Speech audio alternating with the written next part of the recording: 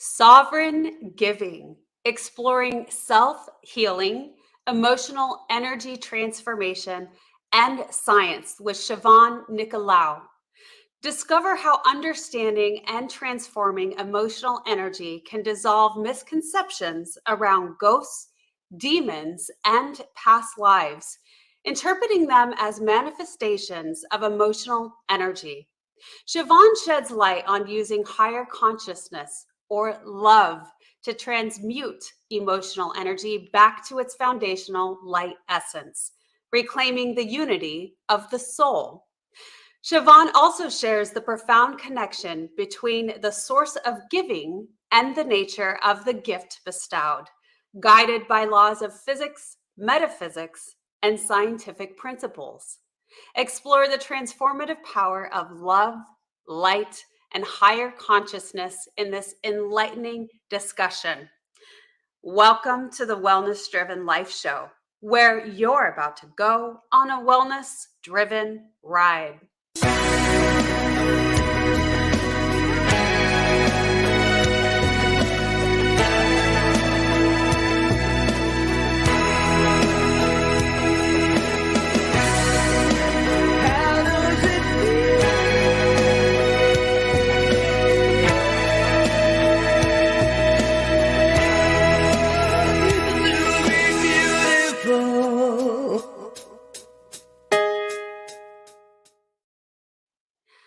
I'll share a little about the guests that we have here today. Siobhan Nicolaou is a seasoned expert in emotional energy transformation with over 30 years of experience awakening individuals to higher consciousness. Through her unique process and teachings in EET, she guides clients to use love and higher consciousness to transform emotional energy into light, leading to personal healing and empowerment. Currently working on her second book, Siobhan continues to facilitate profound shifts in consciousness globally, empowering individuals to take control of their journey towards sovereignty and transformation. I am so pleased to help welcome to our stage today, Miss Siobhan. Oh, thank you so much, April, for having me. It's really great to be here. Thank you so You're much. welcome.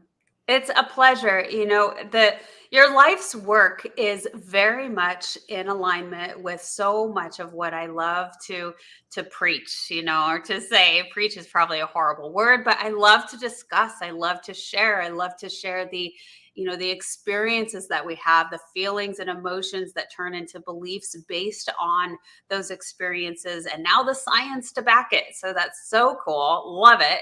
And I'm excited to share your journey on the Wellness Driven Life Show. So truly welcome. And let's get started by sharing with the audience a little bit more outside of that beautiful biography about you.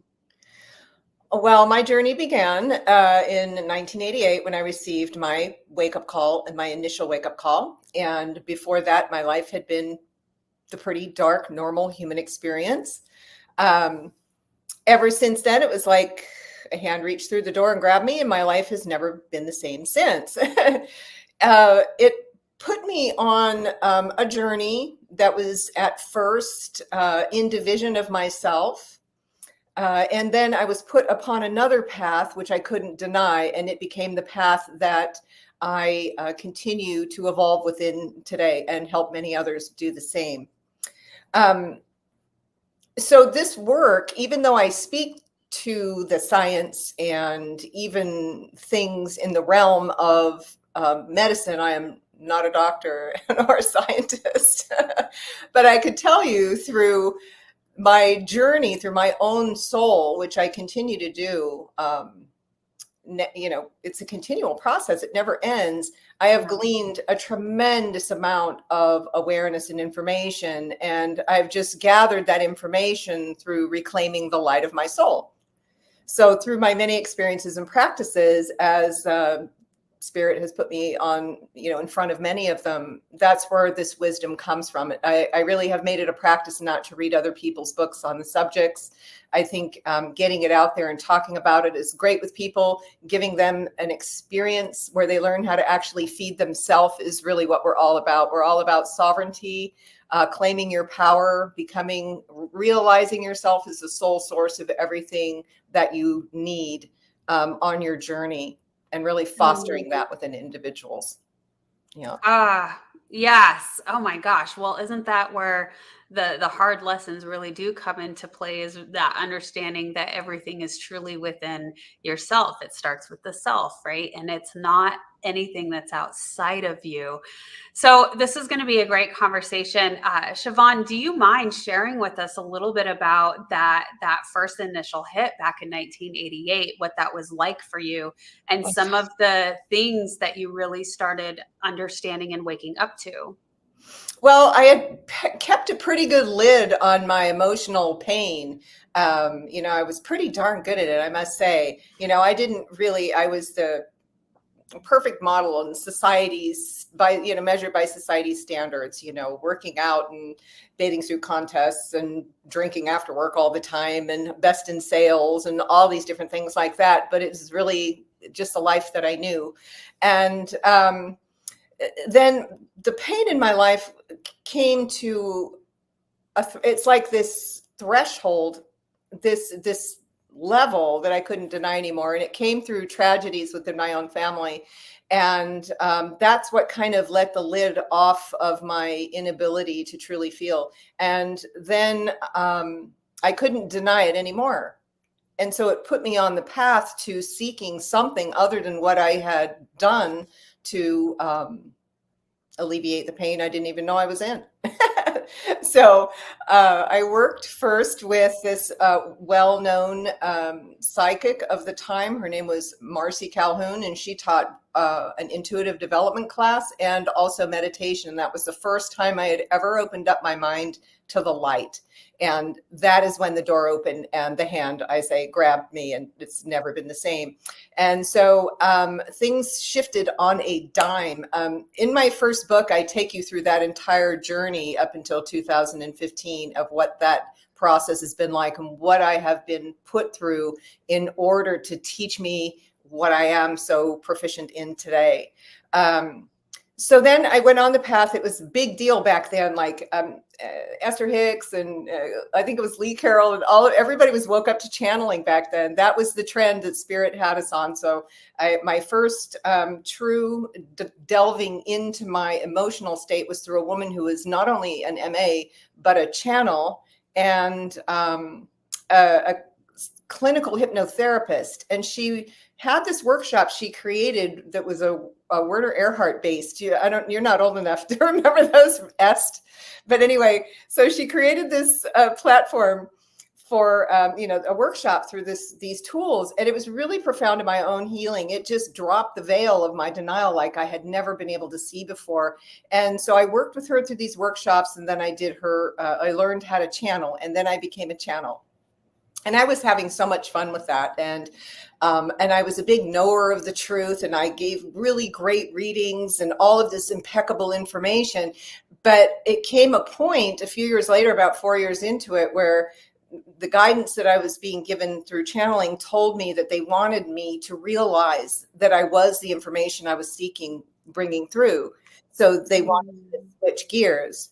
And my mind couldn't understand what they were saying, but I felt it so deeply, I couldn't ignore it. So that was my path into really bringing the golden light, using the golden light within the emotional and physical bodies, which brought what I had been in denial of at the deepest levels to the surface to be reclaimed as light. And so I was just guided through my process of learning how to make the love that I am conscious first, and then use the consciousness of love that I am to transform what within me doesn't know itself to be the love that it is. Oh my gosh. And yeah, that's a tongue twister, but Yeah. it makes sense to me. But for the audience, can you describe a little bit of what that golden light is? And you're Yes. correct. You're talking about really coming to an understanding of love of, Yeah. they say that the closer you get to source, that is pure love. It's unconditional love that of which you have never experienced before.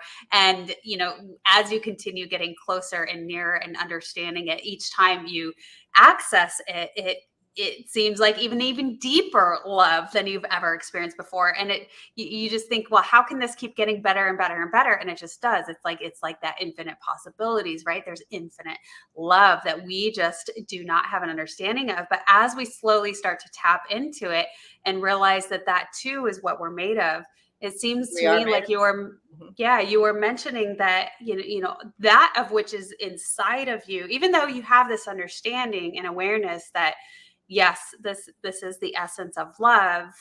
But when things happen or tragedy happens or dis-ease in the body happens, we realize that those aspects need to reflect the same love.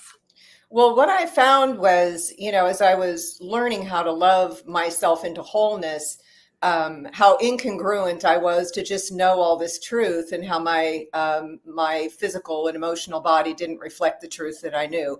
And I find that to be true in a lot of cases still today. And it's no big deal. Everybody has a choice and they have a piece to the puzzle. Our particular piece to the puzzle evolved into just what we said, showing people. So the reason we go through this in my second book really powerfully, the difference between white light in this dimension and golden light in this dimension, and how source is the white light we all aspire to, and everybody wants to go straight to that consciousness and miss the whole step of love to get there. And love is like the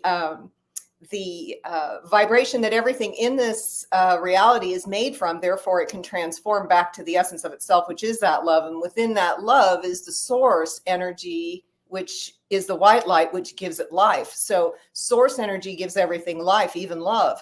But if you don't come to love first, then you're going to be forever in the world of duality through your perception. And a lot of spiritual people are still in duality. And to come to wholeness on any given subject is really where you begin to be that love in the world more profoundly. There can't be division, because where there is division, there's not love.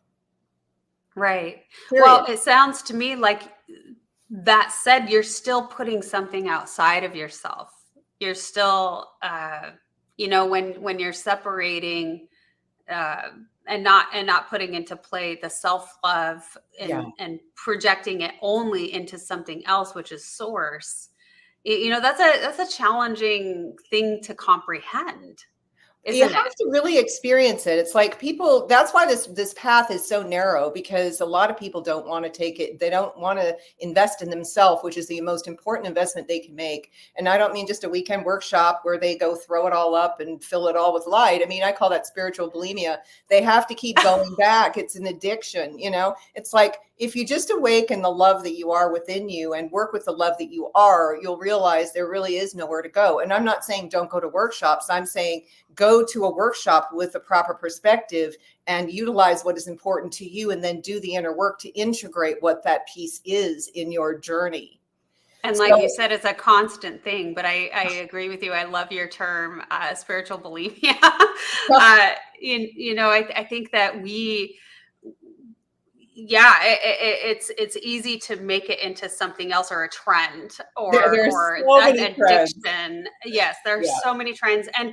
And we, and initially I did not interview a lot of people in the trend mode on this platform, because I want something deeper, something more real. So, and it can be difficult to weed through the BS, and to be able to see exactly what that is. You have to go through a few experiences and meet a few people to really understand the differences. But this is an exciting conversation, because you just said it though. You said it, without realizing it. Like, people, they don't know what they're looking at, right? So it all boils down to everything boils down to emotion.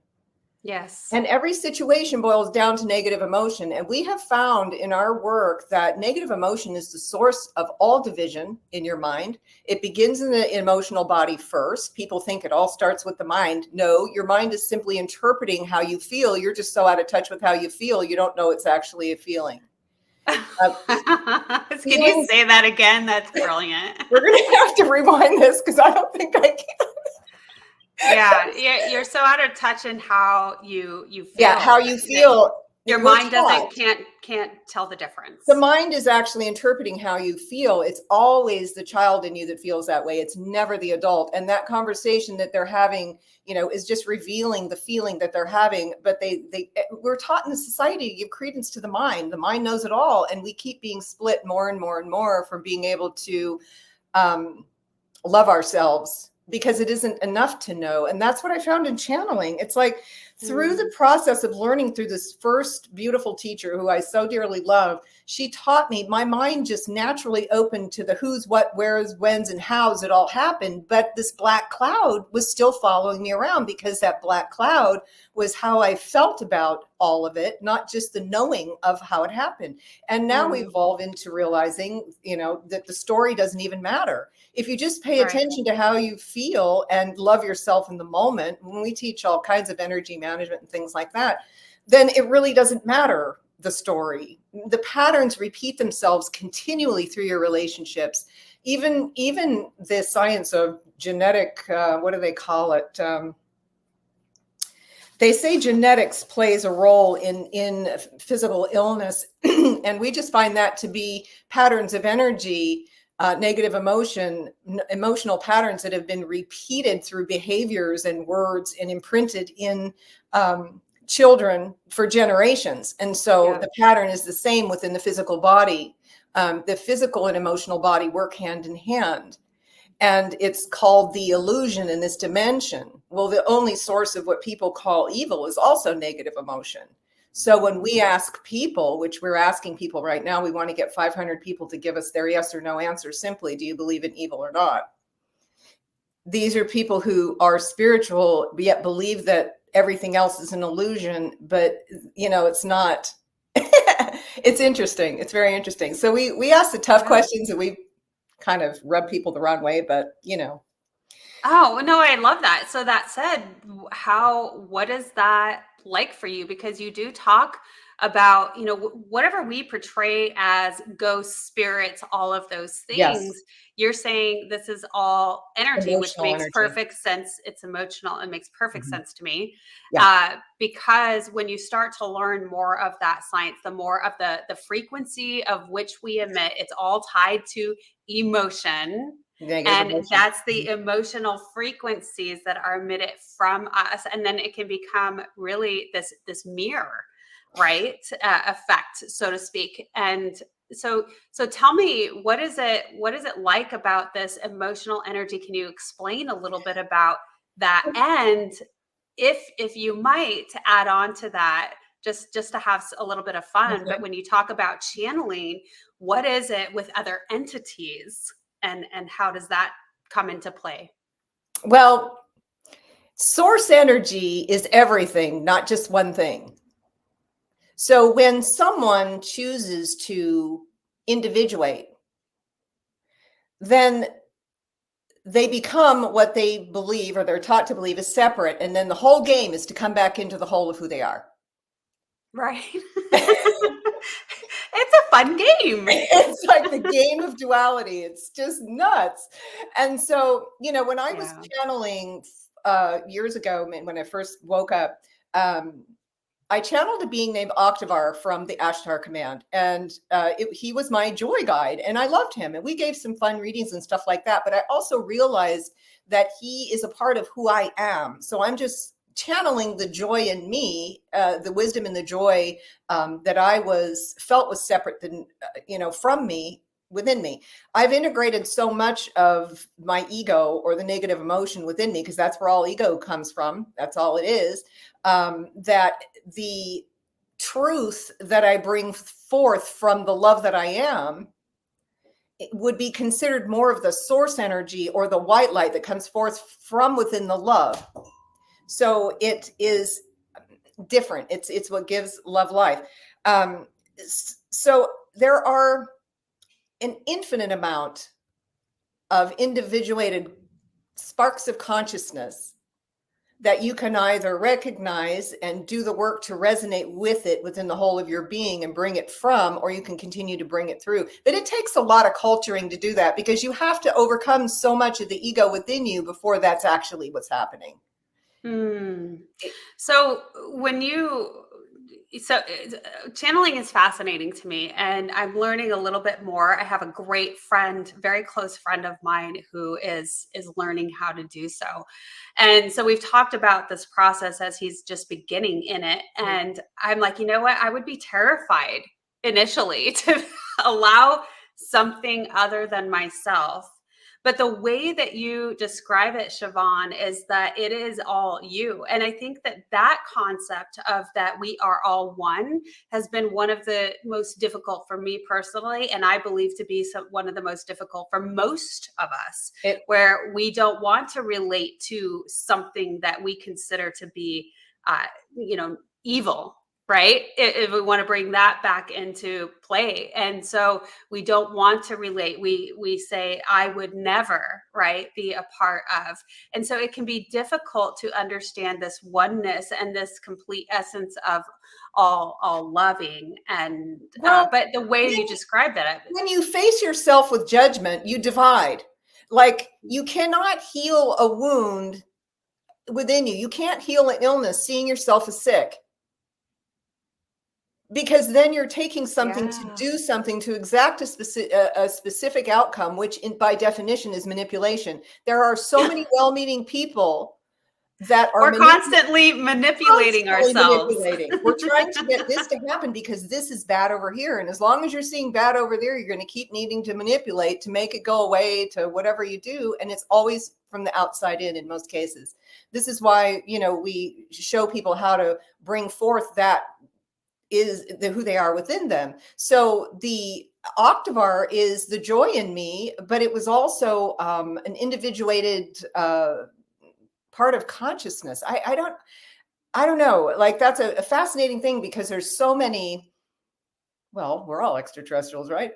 But some of us come direct, come through form to find ourselves, and some come directly from the sky into people. So they wait. I mean, it's just this whole game of separation. So that's too much to unpack. But but if you want to get to, like the energy that people perceive as ghosts and things like that. So if you're having a normal human experience, then you believe that you're going to be here and do all the normal human things. And then your body's going to die and your soul leaves the body and goes to heaven. Well, the soul and your spirit are two different things unless you transform the soul to become the spirit that it is. The physical body will subsequently become more light as you transform more of the emotional energy living within the form, because that's where it lives. So you can literally reclaim your physical body as well as experience the spirit that you know yourself to be. Well, that's the end goal, correct? Is to transform into going back into, well, from what I understand, you want to get to the point, the higher evolution or the highest evolution is to be in both the physical and the spiritual, which creates the souls. That correct? Well, there really is no physical either, because the more that you transform the duality with love, which is a really important step in the evolutionary process. That's the thing people talk a lot about and act a lot. They act loving, but it's really not extended from the source of love within themselves. Siobhan, I live in Texas, and cool. Bless your soul is a common term that they like to throw around. I don't know if you know about that and what that means. Bless your soul. So they look down their nose at you when they say that, or what? Yeah, it reminded me when you said, some people they act loving and caring, but internally that is not Typically, what. that's a religious conditioning where we give to others Yeah. because we have to, and that in itself divides because we're seeing them as less than. So we're better because we give to those who do not have. But in truth, there's no such thing as those that do not have, only those that don't know that they too have. There is no such thing as poverty.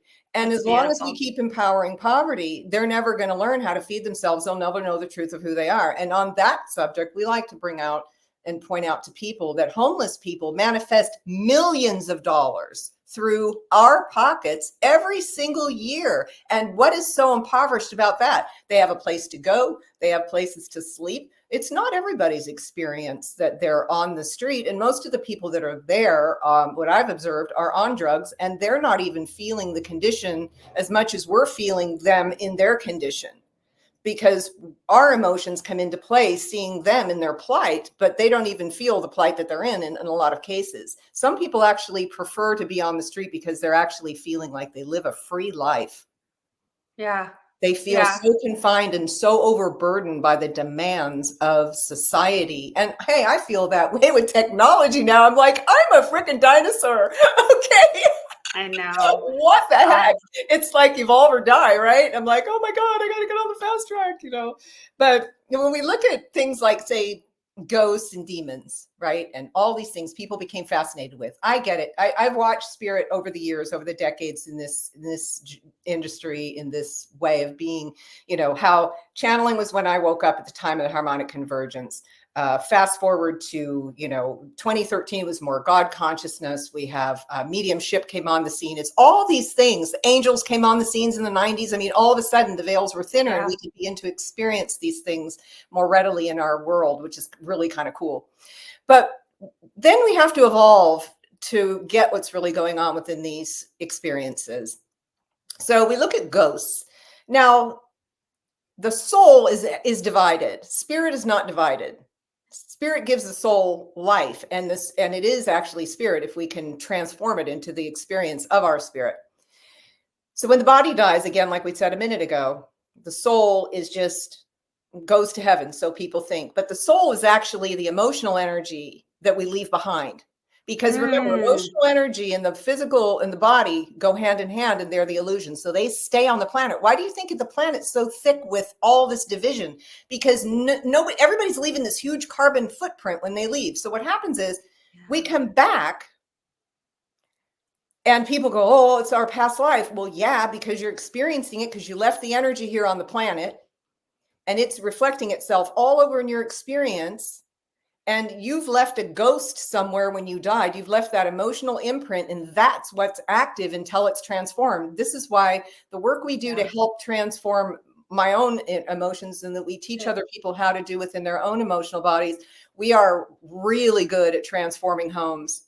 And believe me, I have worked with some really nasty emotional energy left here. Yeah. Murders, mass murders, all kinds of things where that's the last chapter of my book. No, I love it. It's so fun and it makes a lot of sense to me. So I'm going to go ahead and share one of my experiences in law enforcement, because you see a lot of death. My first suicide case was a woman who had just dropped her kids off on the school bus. And so, and then she killed herself in her bed. But as I was entering into the home, I'm passing pictures, family photos on the wall, very happy, really joyful, travel pictures, the whole family. And, I'm like, wow, this is really nice. And then it starts to literally feel cold and dark, like I'm walking into a horror scene. And so I enter into the bedroom where she went, and she's on the bed. And you don't go into law enforcement because you have to be fascinated and intrigued by some of these things, and forensic science and all of those things are totally what I was into and excited about and curious about. That there was a lot of curiosity. Well, the way in which she had done it, some things didn't look quite right. So I grabbed my flashlight to look a little closer and to investigate a little more to see and understand what was happening or what did happen. And all of a sudden I felt like this hovering darkness over me, and I swear I heard this voice that said, back off. And I did. I was like, okay. And I was just like, all right, I get it, back off. But that was one of the first experiences I had where you really come to an understanding. People who are in first responder, people who are in the medical field, they really get to see this more, where we shelter it so much in the US. Definitely, we shelter death. We shelter that. That's why you get rubbernecks on the highway when there's been a tragic scene, because people don't see it very often. They don't see emotional energy. And if people could actually see it and were so in tune with the vibration of it, they'd see it coming. I have observed, and spirits put me on the freeways many times, where an accident will continue to happen in the same place over and over and over, because the energy of the accident is still active. And so we actually do remote and in person. We will go to a site where someone was killed on the spot and transform the emotional energy of what happened there. If people go and they walk through houses with sage and they think that that's enough, and it's really not what's going on. There's a lot more to this work. I think there was a couple of real hard cases that I had, but the biggest one was transforming the energy of the Boston Strangler on Beacon Hill, along with 3 of the people he killed up there. And Spirit had to put me in that situation unbeknownst to me. And it took me 18 months to actually work with and transform the soul of Robert DeSalvo.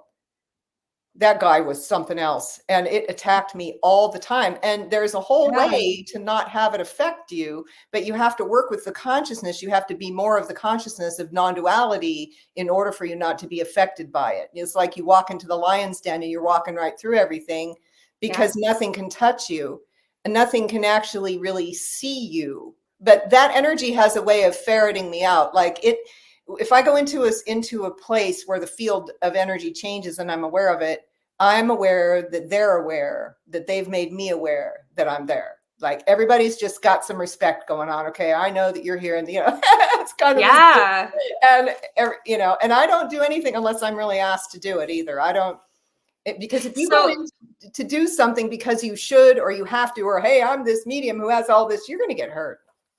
Yeah. Well, Siobhan, that is all fascinating to me. And I can only imagine the amount of work that you have had to learn to do in order to protect yourself from those energies, to not go completely insane. And, because that's heavy, that's a lot. I mean, even just my experience. And it's so interesting because at the time, my 3 daughters were very young, and I swore I will never be so selfish, right, as to take my own life. And then of course life happens and things get heavy and things get rough, and then all of a sudden those energies are coming back at you and they're saying, oh really, what do you think now? And it's interesting about how those things can haunt you. And like you mentioned with some of these these really nasty stuff where people they're psychopaths and they're committing murders and they're doing horrendous things. It's all energy.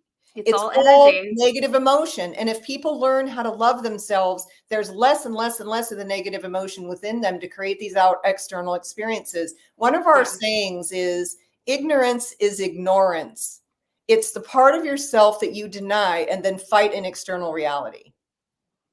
And so if people would just stop judging themselves, because all judgment comes from self, and learn how to be the love that they are as themselves, for themselves, to transform the self, they would, be doing everybody a great service. And because we're all connected, we're like a big 0. We're not even a 1. 1 in itself says, in comparison to what, in relation to what. But if you look at yourself as a 0, like with this big circle that just keeps expanding, it never breaks, and it just keeps expanding. That's what we're all doing. And it's like if everyone just swept their own porch. Yeah. But people are conditioned to go out and help others, and without, and not themselves. And so their ability to truly, give the gift that is intended to be given isn't often able to be received because it's not on the vibrational frequency of love. It's from another place entirely. So we're just really the problem and the solution all in one. Ah, Siobhan, you are fascinating. I just love this. So when we get back from this commercial, and speaking of love, this commercial, I hope will resonate with many and be a little guidance in that direction. But we're talking about self-healing. Yes. We're talking about sovereign giving. And so when we come back, let's talk about that giving piece, but also on the conversation of what it takes and the work that you have to do with yourself first. So stay tuned. We'll be right back. Are you ready to take control of your ride to wellness? Rev up with Driven Living. Visit www.drivenliving.com and buckle up for a journey. Get exclusive access to our Wellness Driven Life Show guest portal, where you can dive deep into the minds of our esteemed guests. Sign up for our newsletter and get insider scoops on these distinguished personalities. It's like having a backstage pass to their life-changing wisdom. But that's not all. You'll also receive a free hug. You heard me right, a free hug. An enlightening ebook from the Driven Living team. Discover the science-backed benefits of hugging yourself. It's a fill-up for your wellness tank. Because at Driven Living, we believe in fueling your journey to wellness, both physically and psychologically. So what are you waiting for? Visit www.drivenliving.com today. Welcome back, everyone, here with Siobhan. And you're just an incredible human being. I love this conversation. Thank you. And so we've talked a lot about self-healing, emotional energy transformation, and all of that, science backed behind it a little bit. And we're going to jump into that giving aspect. Because there's so much to be said about servitude. And I want to start out because this is going to be, my lack of growth, but I would love to share with you, Siobhan, a little bit about an experience or some thoughts that I've been having lately, which is very interesting to me. So I came across a post of the Dalai Lama, and what's interesting too is when I was younger, the Dalai Lama visited Colorado and I was a teenager, and he kissed my hand. And I have some neighbors that are very, very in tune and religious with that culture. And they said to me how rare that was and how special that was. It was like being kissed by God, right? And so they have this idea of that. So that's just a little tad of history. Well, I saw this post and it was the Dalai Lama being interviewed. And he said something about how, the message that we should bring back for people in the US is that we should think about others more than ourselves. Mm-hmm. And it's that servitude aspect, but thinking about others over ourselves. And Siobhan, I'm at this point in my life to where I am working on transitioning into that of which no longer serves me and moving into, an outside of relationships, people, places, things that no longer serve me, and working more towards the self-healing, because I believe it all starts within. And when I take responsibility for myself and my own self-growth, it in turn, it opens up that positive energy outside of myself. You are serving others by serving. Yeah. So but I found myself feeling like he's wrong. And here I am saying this on this platform. That's like the most profound thing you can do is learn to love yourself, because we are all connected. We are all that love. And every time we transform a veil of illusion within ourselves, it seriously alters the collective. And so if all we did was focus on loving ourselves, you can't help but share that consciousness, because with others, because you become that consciousness, and then that consciousness is what is conveyed. And you can walk into a store and not say a thing and affect 1,000 people around you because the vibration of you is so high. You don't have to go out and hang a shingle and wear a robe. I am so irreverent with this stuff. I really am. It's just like, I looked at people back in the old days, because I'm more inclined to an Armani suit, and I'd say, all I have to do is shave my head and wrap myself in an orange sheet, and you know what? People would bow down to me. And I just made just really disrespectful comments like that, because I see the way people are led into that. They're the way they perceive love prevents them from receiving it. So, when you love yourself, you're giving back to everything, and you can't help but extend that no matter what you're doing. You don't need to do anything special. You just need to be who you are. And love is very special. It is more special to find somebody who just is loving to themselves so they can give that to others than it is to do something for recognition. When the Dalai Lama spoke of that, what I feel he was saying was that we as a Western society have become very self-absorbed, which is true. But in the outward way, in the material way, in the life way, me first, more, that kind of thing. I don't think, he was talking about self-love. I think he was thinking about how we are not so willing to see or even notice someone who we could perhaps uplift. And it could be through a word, it could be through money. I went through that a long time ago. In the way I was learning to give.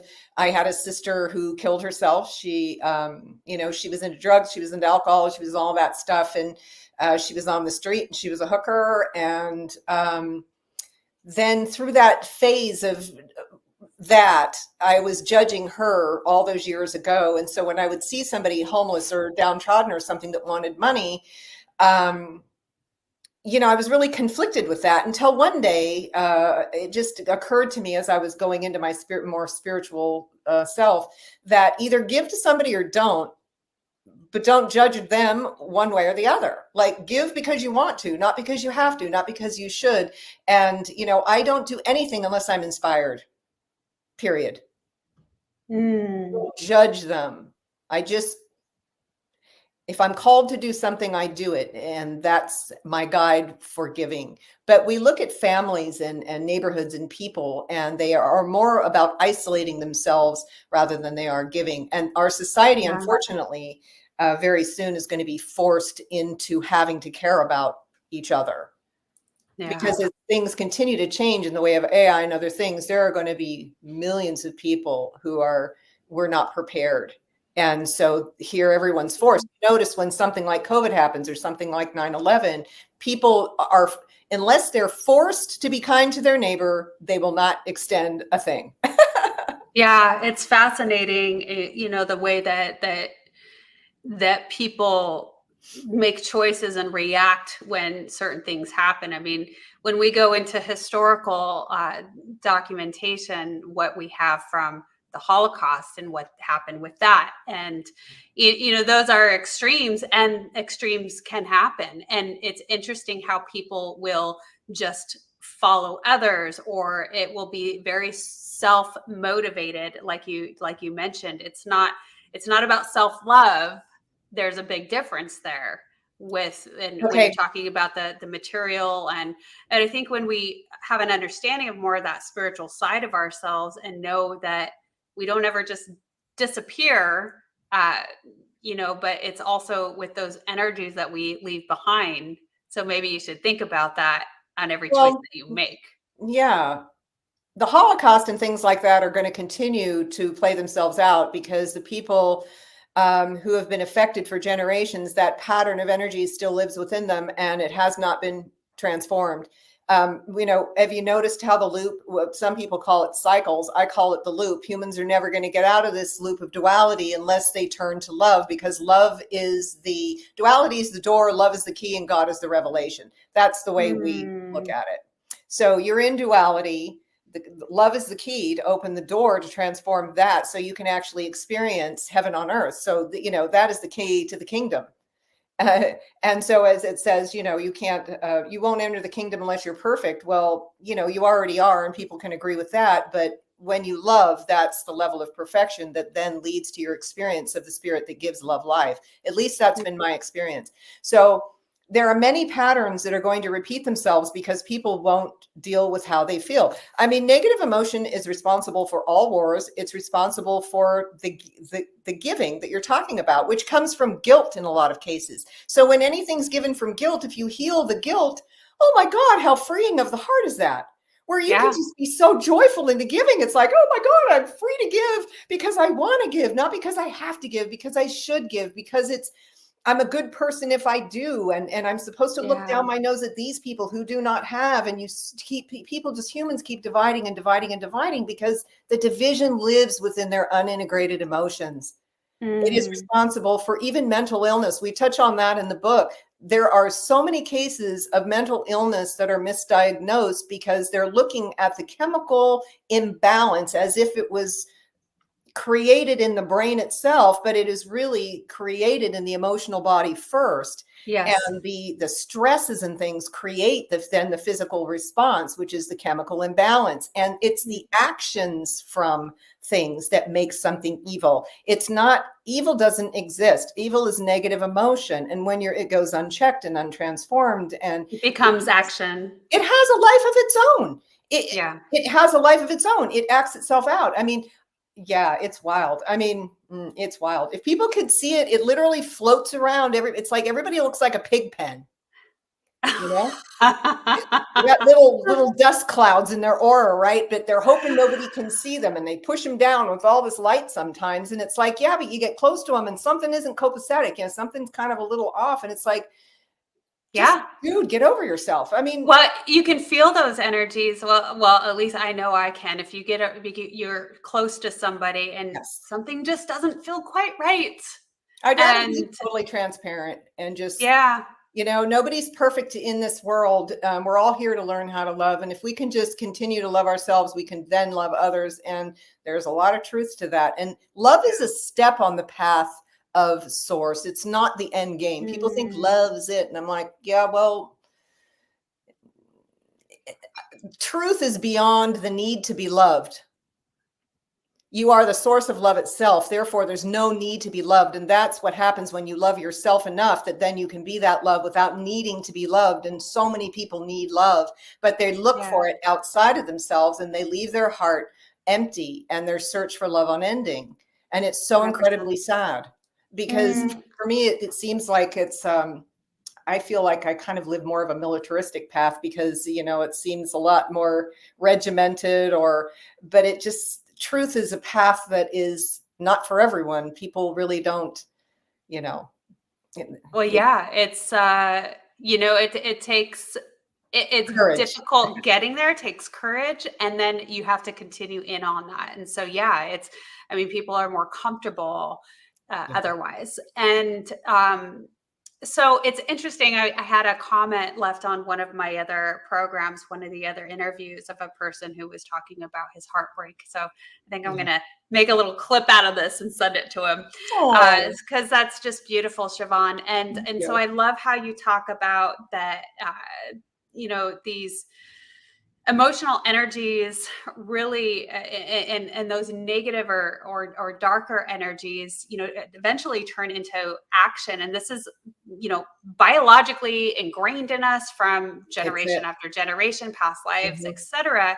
But what I love about what you're talking about is it's doing the work, doing that self-love and understanding it more, researching it more, feeling it more. And, that's what really helps. There's so many people that talk about, oh, we must heal the past lives. Well, to me, and I would love to know your understanding of it and your thoughts on this, because I don't care to sit in that. I am more future forward, sort of present moment. This is, yes, that already happened. Maybe it helps and gives you a better understanding of why you feel and act the way that you do, but it doesn't solve the situation. So now what? And so moving forward, how do we change and transition Well, it's into like, higher again, I self? find that these things, like in the beginnings of my own spiritual path, like you'll read about it in the book, did channeling. Then when I found the golden light, then things started to come to the surface I had no idea were there. And it was important for my path to be able to, what we call past lives are literally energies that are reenacting themselves in this life. So we don't need to literally go back to where the scene was. We don't need to remember the story. We just need to remember. And see, this work that we teach, you don't need to pay attention to the story. When you heal how you feel, the story will reveal. So I've always gotten my information on the backside of the healing more so than in the front. But in the beginning, because I was so mental, I had all my light concentrated in the upper part of the aura from channeling. My clairvoyance is very good, but it was really on fire back then in a totally different way. And so it was easy for me to see these visions and know these things, get the see, feel vibe from people and work through these things. So for me, I think a lot of people that are starting out in spiritual practices, it's kind of like, ooh, cool, past lives. It's something they can learn about. However, we don't need to remember them. If you're self-aware enough to know how you feel in every moment, you can transform those feelings and it'll just dissolve the pattern wherever it comes from. So Yeah. you're definitely right about that. I mean, who's got time for that anymore? I mean, but I agree with you. I feel like it's a waste of time. it's part of a learning curve, though. And so I used to go Yes. all the way to the past life, undo the past life there. So it had the domino effect to now, but it still is present in everything is now. Like they say, everything is now. So why Yeah. go there if and the only Yeah. way to move forward is to reclaim that which you're experiencing now as the love light that it is, because that's really what the future is. It's all Yeah. about that. That's what we're moving Aw. more into, whether we like it or not. I just, Whether I we're just, ready or I not. just love you, Siobhan. Thank I just you. love everything that you're doing. So, um, let's chat just briefly with our time here today about that transitioning that energy. So when we talk about that, that's what it is. This is emotional energy that we're working with. Mhm. What are some of the things that you would guide our audience with? Just a couple tips or tricks of how they can start doing that for themselves in order to start healing. Well, the way that we work with people, and if it's all right, April, whoever would like a complimentary MP3 Golden Light meditation download, I'd be happy to send it to them if I have an email address to send it to. But that's really how we get people started, is we familiarize themselves. We refamiliarize you with what you're made of, which is love. And in this dimension, it happens to be the golden light. And so when we begin to work with the golden light, it's not about having any expectations. It's about allowing the process to unfold. The mind wants to move things along and get to results and manipulate the picture. And it's just really about learning how to be and allow so things can come up. And so we acquaint people with the golden light. In a meditation practice, we have you see, feel every cell of you that way. You can take yourself on great elaborate journeys. And the more that you can create this inner world around this light, the more you're going to be able to experience it. Grounding is a huge part of it. There's nowhere to go. You learn how to manage your energy and keep your spirit in the body, because we're not taught to work with it in a way that keeps it all the way down below our feet. It just drifts out of the body all the time. And so you have to create a conscious cooperative relationship with the spirit and the body. So you're working with it in order to have it learn to incorporate itself more and more into the denser bodies. And the only way I've found to actually effectively do that is to transform emotional energy so it can begin to live even within the form itself. So the form gets transformed. And so, hey, I think that's what Yeshua did, right? When the rock rolled away and he wasn't there, I'm like, he just went poof, he's out of here. He just went back into everything he was. You really are everything. So you go back to the nothing from where you came. You can reclaim every part of yourself here, because every part of yourself is the love you're, reclaiming. So, and metaphysically, so we'd start with the meditation and then we would take you through the process, because the most important part of this inner alchemy that we teach is to be able to not just quiet the mind, but be present in the body while the mind is quiet and work with the consciousness you've made conscious in order to effectively work with the parts that don't yet know that they too are light. Because there's nothing but light here. So many people will agree with that, yet they still believe in evil. Yeah, it's just energy. It's just energy, and it's easy for people to look at it that way, and people will agree, yes, everything's energy and energy is everything. And we're not saying that in this dimension these things don't exist, because this dimension is a dualistic dimension as we normally experience it, but in truth it's all love, and unless we come to the truth of love, we're never going to have any other experience. Yeah, because it's all continuously recycled. It's just like, I as a hypnotherapist, that's what you teach is Yes. our, we have an experience with an emotional response that becomes a continuous thought pattern. And because it's a continuous thought pattern, it turns into a belief, even though it couldn't be further from the truth, but that's the emotions you were feeling at the time. That's why it's very important to whatever experience you have to be very keen on how you're emotionally feeling about it. The emotional energy, actually, the physical body begins to form in the womb, and emotional energy is part of this physical experience. So we're just imprinted with it from the time we're conceived until we're about 8 years old, 9 years old, and then the mental body is able to discern. So in that time, we're just a sponge absorbing everything in our environment, and then our environment reflects how we feel. And then when the mind kicks in, the mind identifies how it feels and then magnifies the feeling, which then becomes an emotion. It sets that feeling free, which then becomes an emotion. So it's a reaction to a feeling. They're two different things. And so the way we learn to manage that is by realizing how small that feeling is within us that actually gets magnified through the energies that are around us in our environment. But it's you have to become self-aware. You have to really become self-aware, not to beat yourself up, but just to love yourself more, so you can correct yourself energetically in these moments and breathe easier and, dissolve stress. And anxiety is another huge thing. And people don't understand really what anxiety is. And anxiety is the spirit drifting so far out of the body that the body goes into panic mode, because it knows that if the spirit leaves the body's going to die. So what does the body do? It goes, because you breathed in the consciousness we're talking about when you took your first breath at birth. That's when that higher consciousness entered the body. And so it's doing everything it can to keep that spirit in the form so the form can continue to live. But if you learn how to work with that spirit and manage that energy, then you're not going to have these experiences. People don't understand it. There's like this big bubble. There's a lot. It's a lot. That's such a beautiful way to,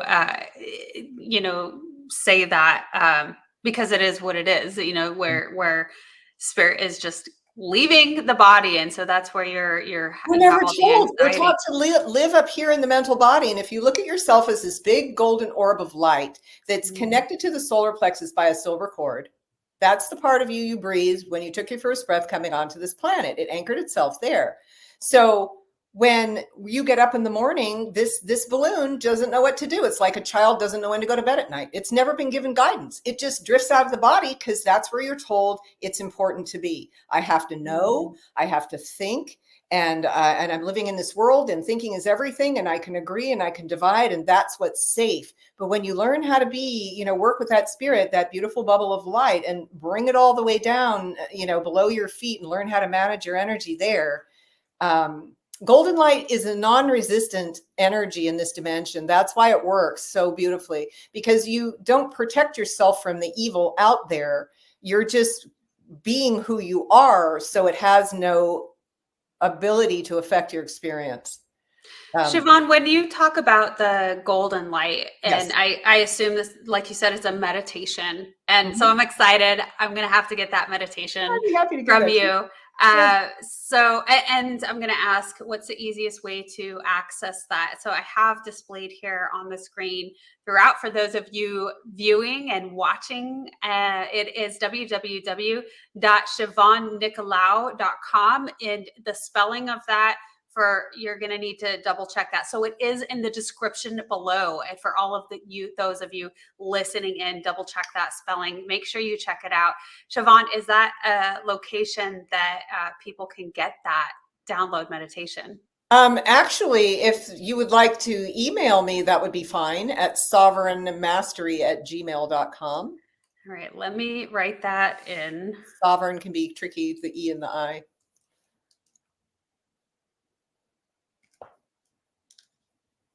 Spell that. Oh, no, I got it. Got it. Yeah. I can put it in the chat if you would like. Sovereign Mastery? At gmail.com. Yeah. Yeah, we'd be happy to do that. Okay. Do I have it right? Yes, thank you. Excellent. Okay, so we'll have that on the screen here for a little bit as we continue our chat. And so I really appreciate that, and it does sound as if this golden light is accessed, as we are doing meditations, visualizations. I'm curious, what area of the body do you concentrate that on? Do you start at the front and drip it down through each section or around? What we do is we have someone sit, we focus on the first chakra because it's, hey, the first chakra. So we, you get people really grounded. We familiarize themselves with bringing their attention to, the center, and then really getting quiet. And we teach you how, through the golden light grounding meditation, teaches you how to be in many different places simultaneously, which is really a fun thing. And there are different ways we show people how easy it is to do that, but it's very subtle. So when the mind is trying to figure it out in the meditation, it's not able to do it. So we would invite you just to listen to the words and allow it to happen. If you're good at following instructions instead of trying to figure everything out, you're not going to have a problem with it. Never been much of a thinker, it's just because I love my imagination. It's like I'm also an artist. And so, I just allow it. I can imagine it. If you have an imagination, you can see it. So we work with the base of the spine. We get your energy really grounded first, and we have you bring a part of your feeling awareness to this other part. But what we have you do is open the crown chakra and imagine a golden ball of light above your head. And then that ball of light pours the golden light into your head. And people say, well, if it's what I'm made of, why do you do that? And I say, because that's the only way you can relate to it right now. Yeah. So the golden waterfall of light is just reacquainting you with the essence of who you are, and using it again and again and again will awaken that consciousness within the physical you. And that's where the magic begins. You'll start to notice all kinds of things. I get calls from people, they go, oh my God, I've been using this meditation and now I'm just really irritable. I'm like, great, it's working. Now, because the emotions that are below the line of the solar plexus, where nobody wants to go, most of the negative emotions within a physical body are below the line of the solar plexus, and most people choose to meditate from the upper part of the aura out. But when you get down below the line and you bring love to these parts of you that have not experienced love, then they are just like, they get it. They want more of that. So if you look at every negative emotion as a cry for love, then you're never going to hear it as anything but a child who's trying to get your attention, because that's in fact what it is. It's always the child in you, because that's when you got all of that imprints, is when you were a child. And the child is just letting you know how it feels, period. And even if someone triggers you, it's never them. Right. If you're triggered by that, it's a child in you that's resonating with it, and it's all energy. So if you're charged by it, then it's something in you, and whether you like it or not, whether you ever admit it or not, I've never found one thing that hasn't been me, and I've not ever found one thing that was not present in my childhood. Yeah. So yeah, and if you just face yourself with love and without, instead of judgment, it's like, who cares? How many of us were allowed to express how we felt about any given situation? I know in my family we weren't. Right. No, I think that's I think it's very rare, and I think that maybe more people are becoming conscious enough to start leading their children into that. And I think we're living in an incredible day and age to where just as this information is able to be spread globally, we are learning more and more, and being more open to expressing ourselves. Well, I don't know. I'm really not that old, but I feel like I woke up in the dinosaur age compared to, this last generations, because the consciousness was still so thick at the time I was born. And it's just incredible, the children now, and the way consciousness and things has evolved so much to allow these beings who just, it's like water off a duck's back. Like they don't even resonate with it in a lot of ways. They're not part of this reality like we were born into in my generation. So a lot of really good stuff's happening, but it's really the perspective that you have toward these things. And if you're dividing and judging, you're just never you're always going to run from it, and just see it as an angry child who wants your attention, and think of it as a child outside of you. If you saw a child who was scared or angry or sad or any negative emotion, stressed out, what would you do? 9 times out of 10, people would go straight to that child, bend down and go, is everything okay? What can I do for you? It's going to be okay. Give that child a hug. But the key to this work as well is to allow the child, and you can't do it from a mental process. There is no thinking involved in this. That's why we have to work with people to really get them grounded first. But when that child arises from within this area in the physical body, it's giving them permission to express how they felt for the first time while they're contained in the consciousness of love.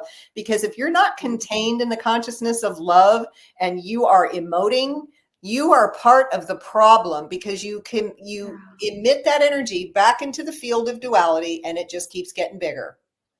Every time you have a negative thought, every time you spew things about certain people, anything like that, it just becomes part of the problem, because it's a thing out here that is reflected from all the division within us. And I even believe that pollution on Earth doesn't exist. It's a reflection of all the pollution within each one of us, collectively creating the garbage and the collective garbage. And Mother Earth is like, well, thanks for, creating my aura. I think I've had enough. Yeah. You humans have to know, if you're not going to, come to love, there's going to be, we're going to force you to do it. So. Yeah. Yep. I 100% at some point that's going to be like, that's enough. Thank you. So Siobhan, yes, you've been such an incredible guest on the Wellness Driven Life show. Thank you so much for being here and for sharing so much wisdom. My goodness. I think you're just a brilliant, shining light of a human being. Thank you. So just briefly, if you wouldn't mind, share with us your books, and then tell us, what are you most excited about creating at this time? Okay. Well, my first book is called The Absence of Evil: Love's Reclamation of the Soul.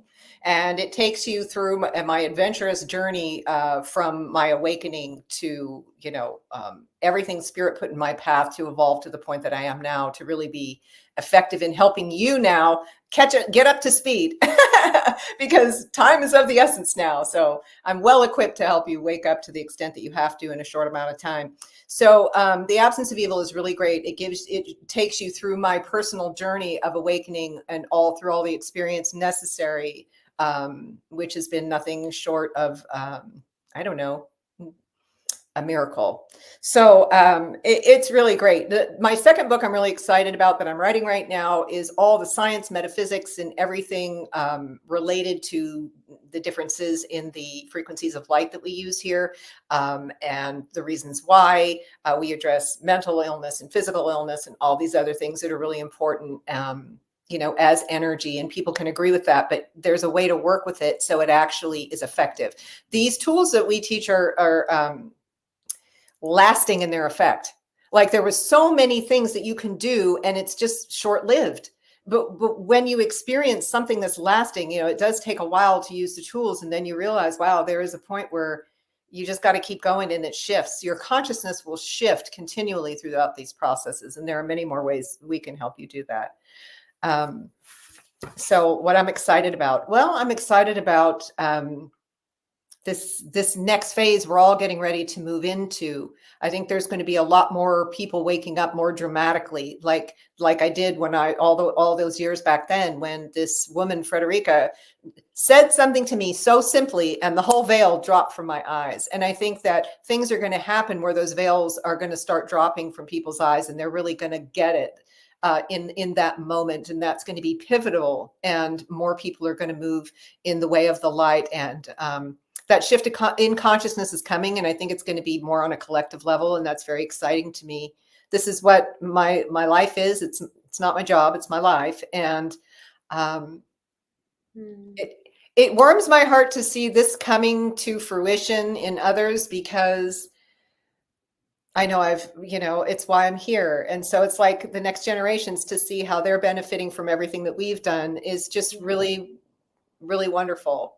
And we're all in it together, and I'm happy to be with you all. So, Oh, thank you. yeah. Thank you so much for being a leader in this for others. And again, thank you so much for being on the Wellness Driven Life Show. You've been an incredible guest. Thank you And so much. you're welcome. Thank you so much for our guests, and for our audience, excuse me, because truly without you and the guests, the show would not be possible. So thank you Yes. for tuning in. Make sure if you have comments, leave them in the comment section. I'll do my best to answer. And if Siobhan happens to see the questions, she will answer as well. Check her out on our website. All of these are going to be in the description below. I'm going to add the email as well in the description below.